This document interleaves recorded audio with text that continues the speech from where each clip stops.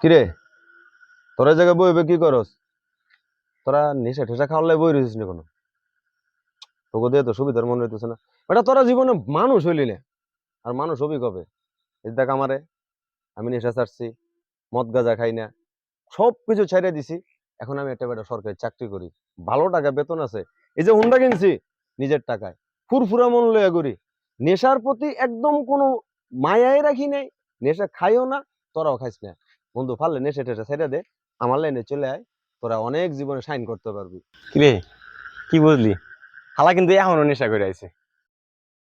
এই, তোদেরকে কে বলেছে আমি নেশা খেয়েছি? হ্যাঁ, আমি নেশা খাইনি।